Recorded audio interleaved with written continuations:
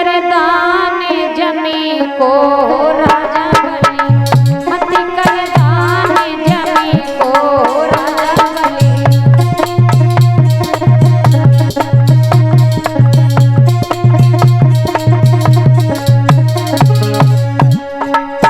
मत कर दान जमी को राजा बलि, मत कर दान जमी को राजा बलि।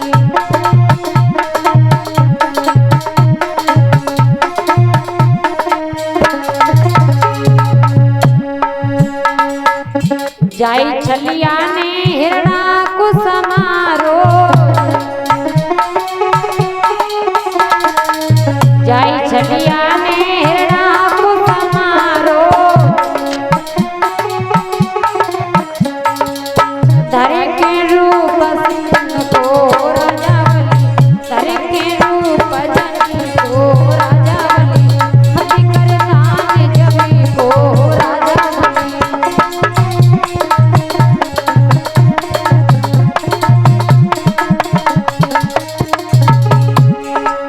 मत कर दान जमी को राजा बलि, मत कर दान जमी को राजा बलि।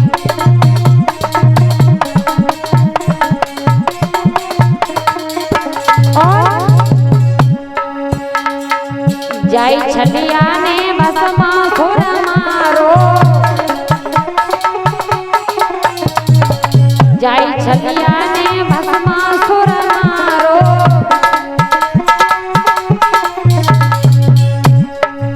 धर के रूप जनी को राजा बलि, धर के रूप जनी को राजा बलि।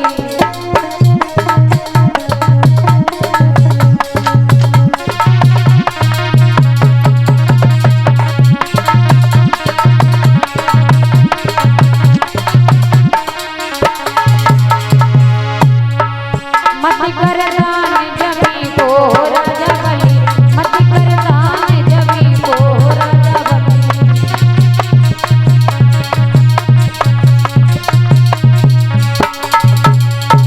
क्या कर रहे हो बलि, तुम्हें नहीं पता है ये भगवान है, भगवान तुम्हें छलने आई। बलि को शुक्राचार्य जी ने रोका है तो बलि नहीं माने। शुक्राचार्य जी कहने लगे हैं बलि तुम्हें ये नहीं पता है नशा ये नाश कर देगा, फिरोगे दाने दाने को और एक दिन कटोरा हाथ में होगा न देगा कोई खाने को। तुम्हारे ऊपर ये नशा चढ़ा हुआ है, ये नशा उतर जाएगा, संकल्प नहीं करो। बलि ने एक भी बात नहीं मानी है और पृथ्वी का संकल्प जैसे ही वामन भगवान को किया है। वामन भगवान जो थे पृथ्वी का संकल्प किया है तो पृथ्वी को नापने के लिए चले। यहाँ तक बताया है प्यारे भगवत श्रोताओं कि राजा बलि की पृथ्वी को भगवान नापने चले तो भगवान ने एक कदम में एक लोग यानी 2 कदम में 2 लोग, 3 कदम में तीनों लोगों को नाप लिया है। तीनों लोग जैसे ही भगवान ने नापे हैं राजा बलि के होश उड़ गए। ये क्या हो गया? बलि भगवान के समीप खड़े, भगवान ने कहा बलि ये बताओ अब मेरे 3 कदम तो पूरे हो चुके लेकिन मेरा आधा कदम अभी बाकी और पड़ा है, वो कहां से दोगे? बलि बोले कोई बात नहीं है महाराज, मैं अपनी पत्नी को साथ लेके आता हूँ। महलों में पहुंचे, बलि की पत्नी है विंध्यावली। विंध्यावली जैसे ही आई है तो महाराज बलि और विंध्यावली ने कहा है प्रभु तुम्हारा आधा कदम जो बाकी बचा है वो हम दोनों की जो शरीर है हम दोनों की पीठ पर अपना पैर रख करके अपना आधा कदम भी पूर्ण कर ले। बोल गोविंद भगवान की। जैसे ही अपने शरीर को नपवाने की भी बात कर दी है भगवान ने समझ लिया है धन्य है बलि तेरे जैसे राजा को, जिसका सर्व सुख चला गया, सब कुछ चला गया, कुछ भी नहीं जब पास बचा है तो अपना शरीर भी भगवान को संकल्प कर दिया, शरीर भी नपा दिया है। राजा बलि बड़े खुश होकर के कहा आप मेरे शरीर को नाप लें, अपना आधा कदम पूर्ण कर लें। भगवान ने कहा है कि महाराज तुम अगर अपनी परीक्षा में सफल हुए हो तो मैं तुम्हें कुछ वरदान दूंगा, मांग लो। देखिए एक भगवान कहाँ बलि को छलने के लिए आए और स्वयं छले जाने लगे हैं। तो भगवान ने कहा है अब तुम कुछ वरदान मांग लो, तुम्हें मैं वरदान दूंगा। भगवान ने कहा है प्रभु हमें कुछ वरदान नहीं चाहिए, वरदान हमें केवल देते हो तो ये वरदान दे दो कि मेरे महल के 52 दरवाजे हैं और जिस भी दरवाजे पर मेरी नजर पड़े तो हमें आपके ही दर्शन होते रहे।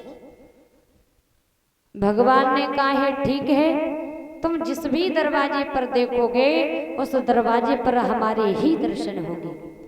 हुआ क्या, भगवान जो है वामन भगवान बलि को वचन दे दिया है। अब बलि कभी इस दरवाजे पर देखते हैं तो भगवान को उस दरवाजे पर जाना पड़ता, कभी इस दरवाजे पर देखते तो भगवान को इस दरवाजे पर जाना पड़ता। सुबह से शाम हो जाती है, भगवान को दरवाजे दरवाजे पर भागते भागते। आज प्यारे श्रोताओं, भगवान जो है बलि की परीक्षा लेने आए, छलिया छलने को आए थे, छलिया स्वयं छल गए हैं, बलि के पहरेदार बने हैं, सारे घर को पूरे घर की पहरेदारी करते, कभी इस दरवाजे पर कभी उस दरवाजे पर कभी इस दरवाजे पर। धीरे धीरे समय बीता है, बलि भगवान के यहाँ रहते हैं, पहरेदारी करते हैं।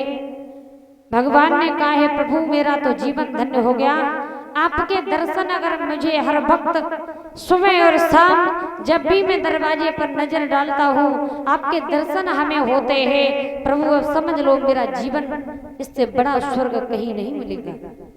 प्रभु यही मेरी आशा है कि हमें आपके दर्शन हमेशा होते ही रहे।